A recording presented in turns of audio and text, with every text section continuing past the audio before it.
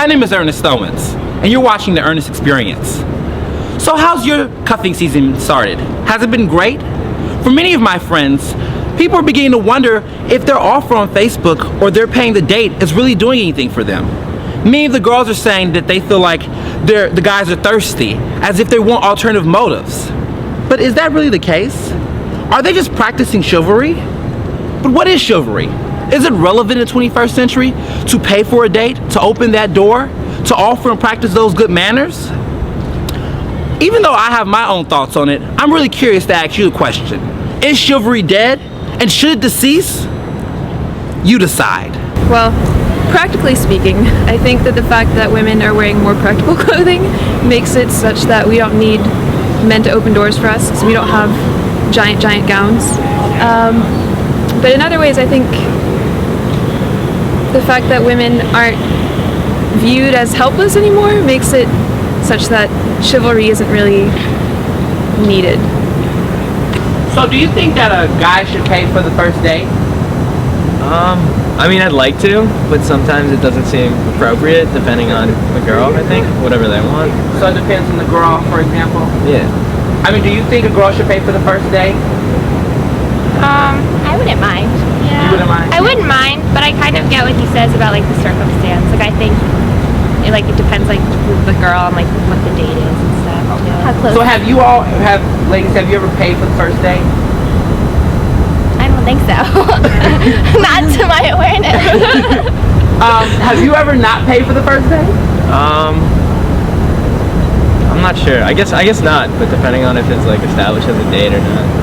Well, I think chivalry's changed. I think in a world in which it's really difficult to think about anyone other than yourself, you're pretty much wrapped in your own bubble, your social media bubble, your own network.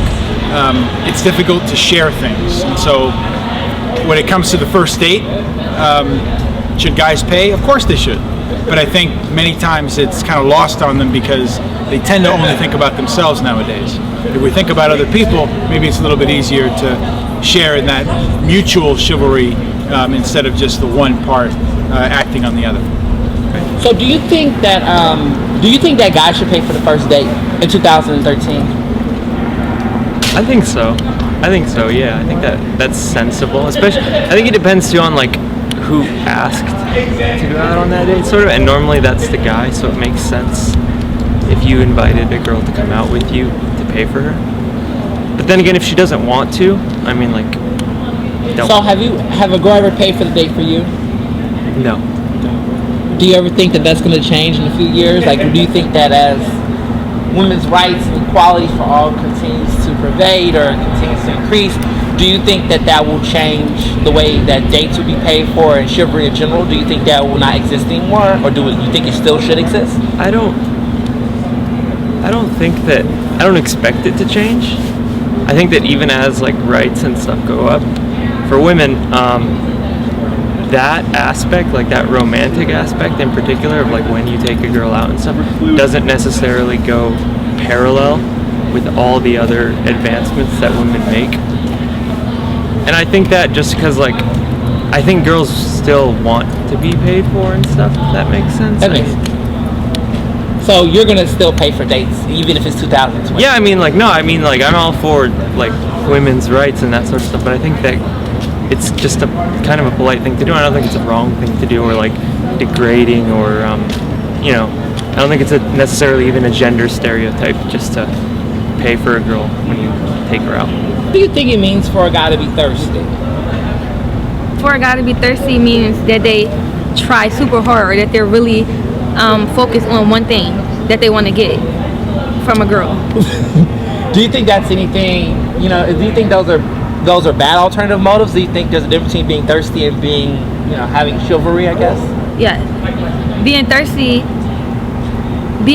is you doing nice things and like nice gestures, you trying real hard, like, and you were doing it after the wrong thing. You have the girl under the wrong impression, and it's deceiving. But having chivalry is you're actually being nice and kind, and you're having manners for the right reasons, not for alternative modes and all that other stuff. Can you tell the difference between chivalry and thirst? No.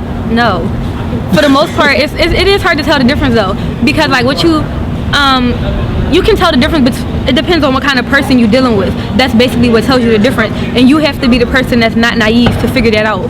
Like you have to have the experience to figure that out. So do you think that you're getting better at it, or do you think you're a work in progress? No, I'm a work in progress. It's because it really is hard. Because if somebody trying that hard and they got their mind really focused, it's deceiving, and they act like they have manners as if like that's how they was raised and that's what they're supposed to do. But knowing as they have a different, like what they're looking for is different. So what do you do? How do you respond when you meet a guy that you think is showing you chivalry, but you find out it's thirst? How do you respond to that? I mean, I guess it's disappointing. I mean, it's disappointing, but you have to expect it. Like you have to prepare yourself for it. You can't let yourself be naive the whole time. You always have to question. Like, and I guess it sounds bad because it's like, well, you have trust issues, but that's how it has to be. Like you have to build a wall for yourself, or you're gonna keep getting hurt, or you're gonna keep getting played and deceived all the time. So is there any hope for women with chivalry in 2013? Yeah, it's hope. I know a lot of people that have found nice people who are actually nice people, but a lot of times, in many cases, there are people who just is no hope. So there you have it.